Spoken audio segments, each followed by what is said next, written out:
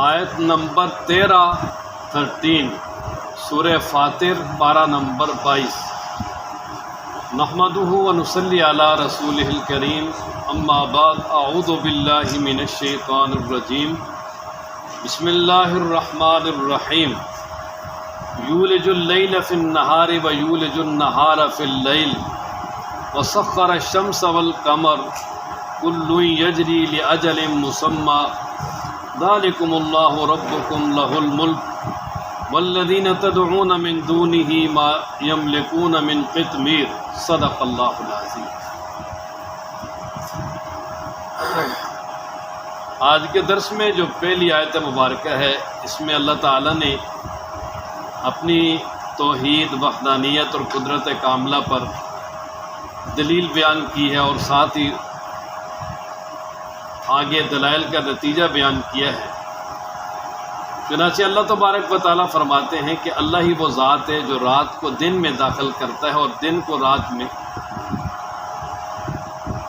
کہ سردیوں میں راتیں بڑی ہو جاتی ہیں، دن کا حصہ کاٹ کے اللہ تعالیٰ رات میں داخل کر دیتے ہیں۔ اب گرمیوں میں راتیں چھوٹی ہوتی جاتی ہیں، دن بڑے ہوتے جاتے ہیں، رات کا حصہ کاٹ کے اللہ تعالیٰ دن میں شامل کر دیتے ہیں، اور یہ رات دن ایک دوسرے کے بعد آ جا رہے ہیں، اور یہ کمی بیشی محسوس بھی نہیں ہوتی، اور روزانہ تھوڑی تھوڑی کمی ہوتے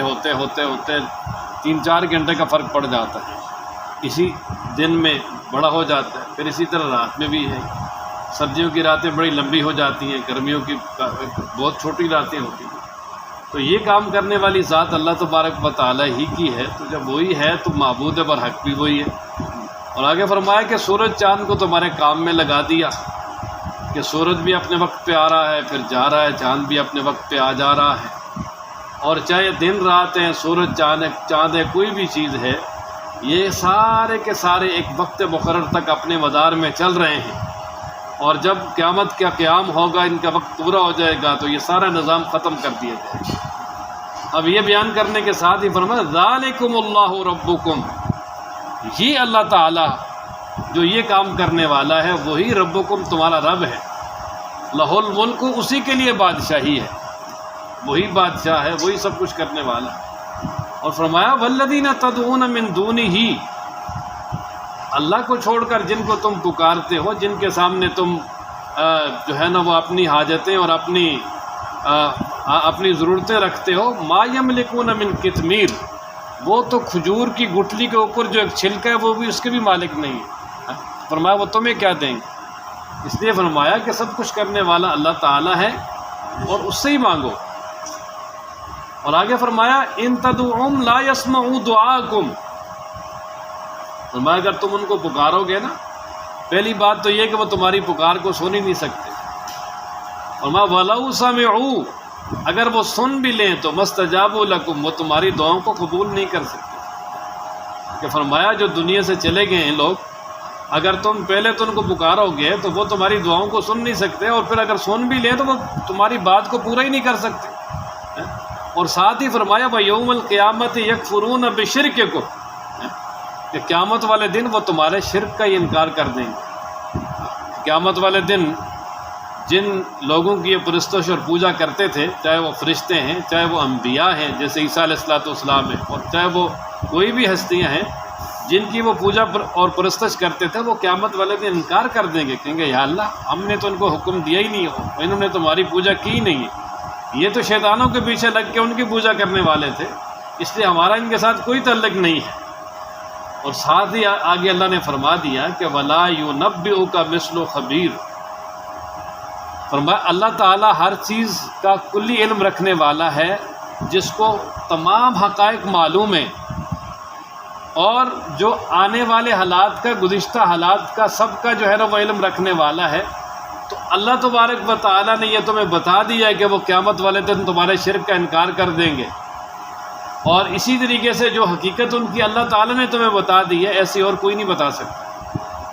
اس لیے اللہ تبارک و تعالیٰ جو انتہائی باخبر ہے، اس نے جو تمہیں واضح طور پہ آگاہ کر دیا ہے، اس پہ جو ہے وہ توجہ کرو، اور اسی پہ جو ہے وہ عمل کرو، اور اسی اللہ تبارک و تعالیٰ کی بات سچی ہے، اور اسی کو اپنے پلے باندھ کے اپنی زندگی گزار لو۔ فرمایا نا یولج اللیلہ، وہ داخل کرتا ہے رات کو فی النہار دن میں، ویولج اور وہ داخل کرتا ہے النہار دن کو فی اللیل رات میں، وسخر اور اس نے کام میں لگایا ہے الشمس سورج کو، والقمر چاند کو، کل ہر ایک یجری چلتا ہے،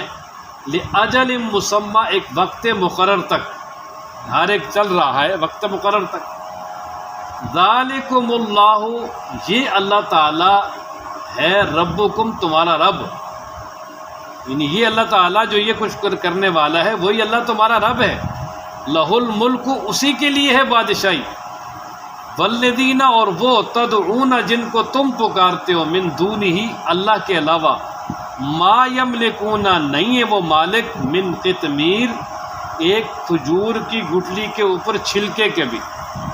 یہ جو کھجور کی گٹلی جب خشک ہوتی ہے نا، اس کے اوپر ایک چھلکا ہوتا ہے، کیونکہ عرب میں کھجور بکثرت پایا جاتا ہے، تو قرآن مجید میں یعنی اس طرح کے 2-3 الفاظ ہیں۔ اب وہ داغا جو ہے نا اس کو کہا ہے نقیر، اور ایک کھجور کی گٹھلی کے درمیان میں جو ہے نا وہ ایک جہاں پر وہ گڑھا سا بنا ہوتا ہے درمیان میں، اس طرح وہ جو نالی سی بنی ہوتی ہے، اس میں ایک لمبا سا دھاگا ہوتا ہے، اس کا نام ہے فتیل۔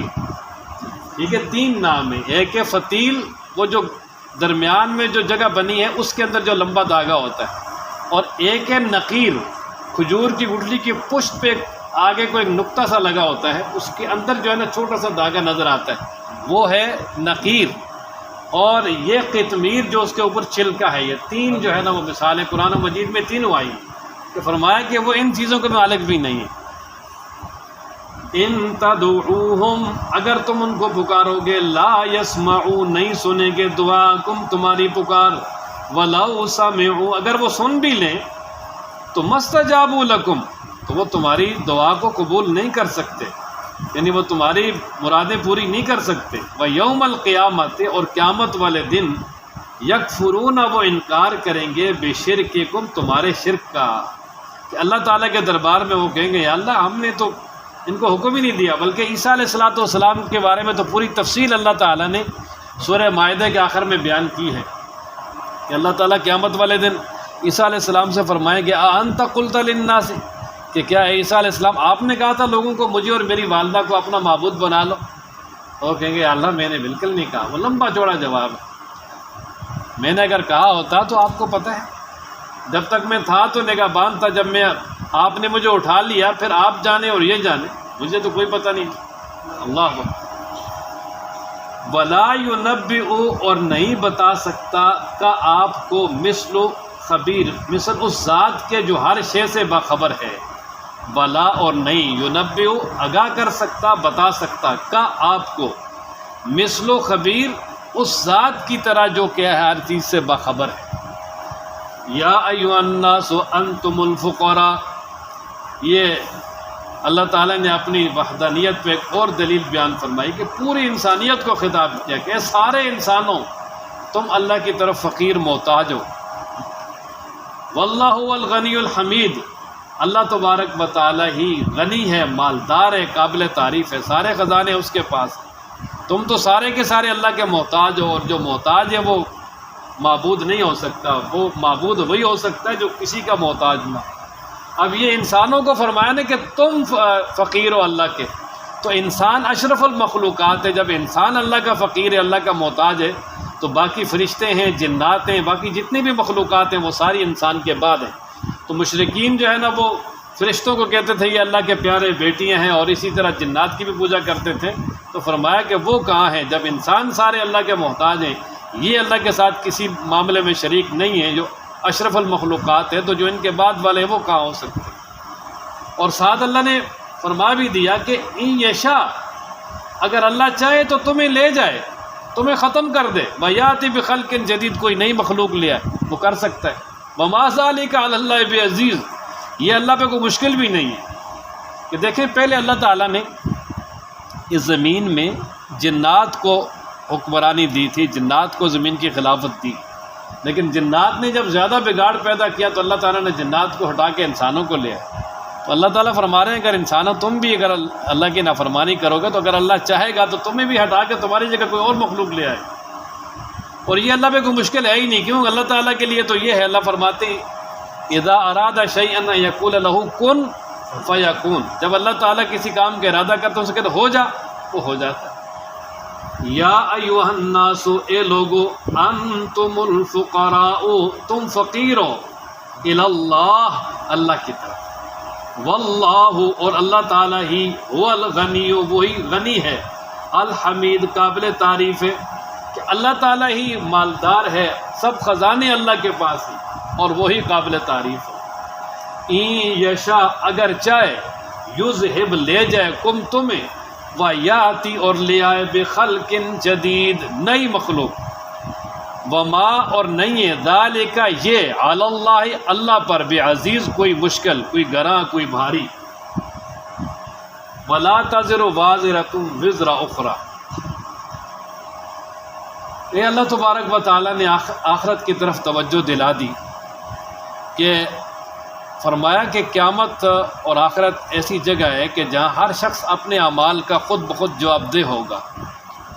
اور کوئی شخص کسی دوسرے کا بوجھ نہیں اٹھائے گا وہاں پر، اور کوئی کسی کا ہاتھ نہیں بٹا سکتا، اگرچہ وہ قریبی رشتہ دار ہی کیوں نہ ہو۔ اگر کوئی بوجھ اٹھانے والی، فرمایا وہاں کسی کو پکارے کہ بھائی میرا یہ بوجھ اٹھا لیں، یعنی بوجھ اٹھانے کا مطلب یہ ہے کہ یہ میرے گناہوں کا کچھ حصہ آپ نے اوپر ڈال لیں، یا یہ کہ اپنی نیکیوں سے مجھے کچھ دے دیں، تو فرمایا اگر قریبی رشتہ دار بھی ہو تو وہ بھی یہ بات نہیں مانے، اس بات کی طرف وہ بھی توجہ نہیں کرے گا، بلکہ اللہ تعالیٰ نے وہاں کے جو حالات بیان کیے ہیں،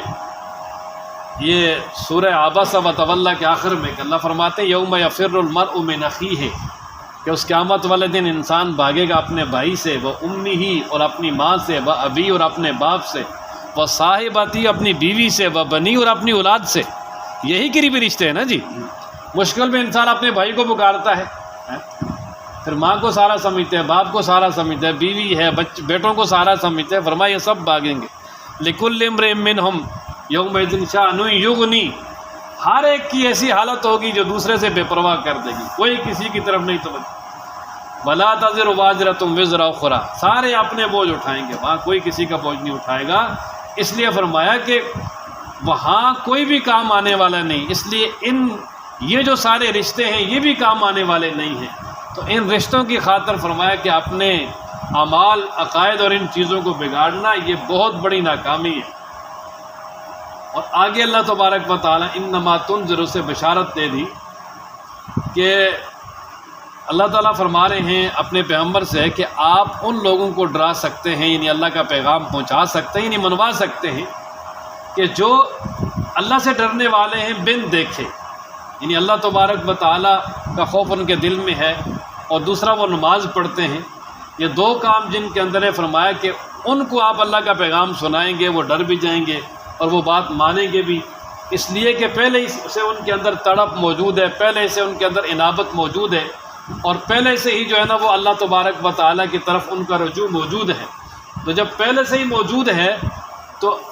اگر آپ ان کو تبلیغ کریں گے، اللہ کی طرف لانے کی کوشش کریں گے تو وہ ضرور آئیں گے، لیکن وہ جن کے دلوں پہ مہر جباریت لگ گئی ہے اور مہر جباریت کی وجہ سے ان کے دل سیاہ ہو چکے ہیں، سیل بند ہو گئے ہیں، انہیں فرمایا کہ اگر 100 دفعہ بھی کوشش کی جائے وہ نہیں آئیں گے اس کی طرف۔ اور پھر فرمایا کہ ومن تزکا، جو شخص پاکی حاصل کرے گا بے شک وہ اپنے آپ کے لیے پاکی حاصل کرے گا، یعنی مطلب جو اپنے آپ کو گناہوں سے بچا لے گا،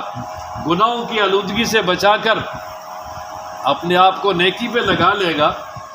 تو فرمایا کہ اس کا فائدہ اسے خود اپنی ذات کو ہوگا۔ اور پھر ساتھ ہی فرمایا کہ تم سب کا اللہ ہی کی طرف لوٹ کر جانا ہے، یعنی قیامت میں جب اللہ کا سامنا ہوگا تو پھر اللہ تعالیٰ نے احتساب کرنا ہے، اس لیے سارے جو ہے وہ اپنے آپ کو، اپنے نفس کو، اپنے جانوں کو گناہوں سے اور ہر برے کام سے جو ہے وہ پاک کر لیں تاکہ اللہ کا سامنا آسانی کے ساتھ ہو سکے۔ ولا تزر، نہیں اٹھائے گا، وازرۃ کو بوجھ اٹھانے والی، وزر اخری کسی دوسرے کا بوجھ، وَإِن تَدْعُوا، اور اگر پکارے، مثقلۃ کوئی بوجھ کے نیچے دبی ہوئی، الی حملھا اپنے بوجھ کے اٹھانے کی طرف، لا یحمل نہیں اٹھایا جائے گا، منہ اس سے شیئن کچھ بھی، ولو کان ذا قربا اگرچہ وہ قریبی رشتہ داری کیوں نہ ہو، ولو کان اگرچہ ہو ذا قربا قریبی رشتہ داری والے، کہ اگر کوئی بوجھ اٹھاتے اٹھاتے تھک گئی ہو، یعنی کوئی جان، اور وہ اپنا بوجھ اٹھانے کے لیے کسی کو پکارے کہ یہ میرا بوجھ اٹھا لیں، یعنی بوجھ اٹھانے سے مطلب یہ کہ یہ یہاں مجھے فائدہ دے دیں قیامت میں اور میرے گناہوں کو اپنے اوپر لے لیں، تو فرمایا وہ بوجھ نہیں اٹھائیں گے اگر قریبی رشتہ داری کیوں نہ۔ انما بے شک تنذر الذین آپ ڈرائیں ان لوگوں کو، یخشون جو ڈرتے ہیں، ربہم اپنے رب سے، بالغیب بن دیکھے، کہ آپ اللہ کا پیغام سنا کر ان لوگوں کو متنبع کر سکتے ہیں، باخبر کر سکتے ہیں جو اپنے رب سے بن دیکھے ڈرتے ہیں، کہ اللہ کو دیکھا نہیں لیکن پھر بھی اللہ کو حاضر سمجھتے ہیں۔ وَأَقَامُوا الصَّلَاةَ اور نماز پڑھتے ہیں، وَمَنْ اور وہ شخص تزکا جس نے پاکی حاصل کی، فَإِنَّمَا پس بے شک وہ یتزکا پاکی حاصل کرتا ہے، لنفسی اپنی ذات کے لیے، وَإِلَى اللَّهِ الْمَصِيرُ اور اللہ ہی کی طرف ہے تم سب کا لوٹ کر جانا۔ اللہ تعالی ہم سب کو قرآن پڑھنے، سمجھنے، عمل کرنے کی توفیق عطا۔